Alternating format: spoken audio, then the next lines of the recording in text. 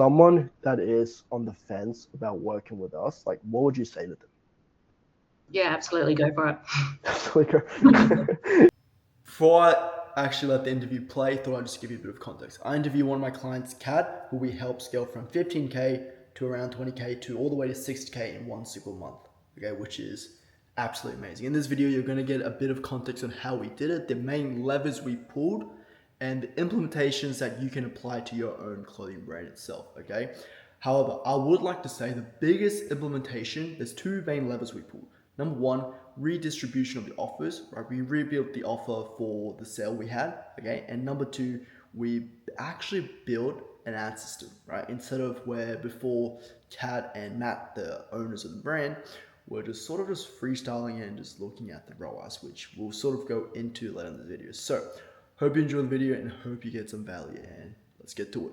Like with Meta, it's always changing, right? There's always new stuff. It's like, but the one thing I would say though is like there's always these buttons and stuff like that. I think the main thing you guys should focus on is building creative assets and making and trying to build some sort of like a system where you guys have the ability to pump out many different creatives as possible, because I work with a lot of big streetwear brands that's doing 250K a month USD by Flower. Like there's a lot.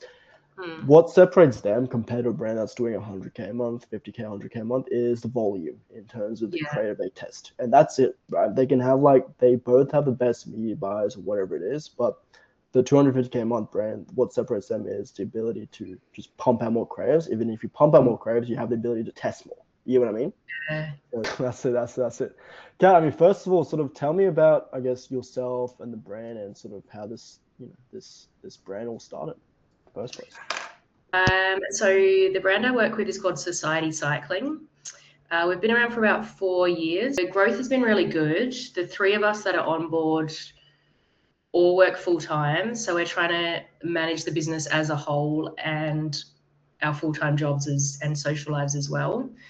So it's been a bit of a challenge. And when we first started working together, like what month was that? That was 4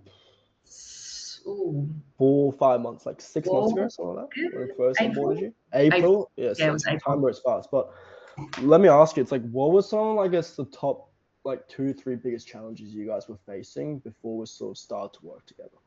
Oh, like I said, juggling everything that the business entails along with full-time jobs and families. So working with you really took the load off the ad side of things, because we were kind of winging it from the start with the ads, and we're just focusing on ROAS.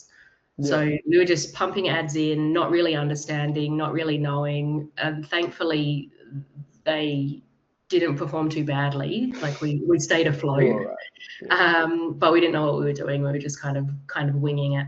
So it was good to have somebody to take over that side of things. So we were able to focus on brand growth. Yeah. And like before, sort of when we onboarded you in April, like have you guys tried sort of anything, else trying to fix that problem before, or like? No, we were just winging it. Okay. Like what sort of made you want to work with us specifically? Matt did some research and decided on you, and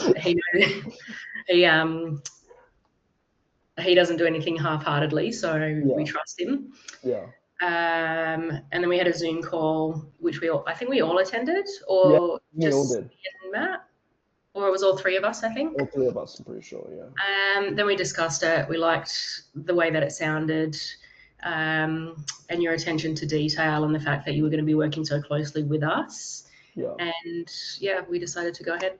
I guess like when we first hopped on the call with us three, Matt, like for you specifically, what sort of stood out for you when we first talked, I guess, with this whole thing? Like I said before, like you'd be working with us so closely, and we'd have the weekly check-ins. And we had a WhatsApp chat as well, which we were able to ask questions. You regularly updated us and explained how to do things. Was there any moment where, I guess, like throughout the journey of working with us, like something clicked or you realized that like this was working? Like, was there any of those moments? Where while you were managing it, I didn't really understand. I just took your word for it, and it was great. didn't have to think about anything. Yeah. But then you started training me up, and a lot of that training was really helpful and really helped me understand the layout of the ads and what all of the little metrics and everything mean. And I guess as well, like the difference between the top of funnel, middle funnel, and the full funnel that Meta uses, and how important like the top of funnel is in growing the middle funnel. Yeah. Yeah. Okay, cool. And like, what do you think were some of the biggest changes we made to, help your brand grow, especially in our journey together? Definitely more top of funnel targeting, which really helped. I guess when we were doing it, we were kind of just going purely on ROAS and being like, yeah, the ROAS looks good. That's great. And obviously a high ROAS is targeting your middle funnel a lot. So it's kind of just like our ads were, I would assume they were just circulating around our middle of funnel, and we weren't actively getting any new clients with the ads. We were just getting middle of funnel sales. I think the main thing was, it's like, if I remember correctly, when I first onboarded you, like you guys weren't spending that much and you were getting like pretty good rises, right? So like from that KPIs, it's like, number one, you guys didn't have we didn't know where our sales are coming from in terms of existing customers or engaged customers, right? First things first. And if our ROAS is that high, right, that's also a problem when scaling, because like just like the e-commerce cycle, when you're scaling, the ROAS is going to drop because your cost of acquisition is going to go up, right? It just logically makes sense, right? Because the colder your customers is and the more it reaches, right? If you increase your budget, the more expensive it gets to acquire a customer, right? Yeah. Whereas, for example, spending $100 a day, right, and we're getting these very warm, cherry on the cake leads, right? Obviously, it's going to become cheaper, and your ROAS is going to be insane, right? Yeah. It goes vice versa when scaling, right? Like, when did we do that big month? It's like when we had that offer going. When was that? We had a sale. What's the middle of the year sale called again? The end of financial year. Yeah. What did you guys end up finishing with that? 60 something thousand, right? It was one of your biggest months. Yeah, definitely. What do you think, from your point of view, obviously, we were doing differently, right, within your ads to hit that? Ooh, I'm not sure, but whatever you did worked. That was when you weren't training me up yet, and I didn't have an understanding, and you were just doing your thing, and I was like, yep, it's working, cool. Yeah, fair enough. So okay. I can't pinpoint what you did, but it worked. Yeah. Obviously, Matt, just like everybody knows the brand, we worked for a while. It's like, what's sort of the most tangible results, or wins you've sort of experienced since working together? Tell me about that. Probably that, the end of financial year sales month being our second biggest month ever. And we've also seen like significant growth over the socials and the email list, and like a steady trend up with customers and sales. Okay.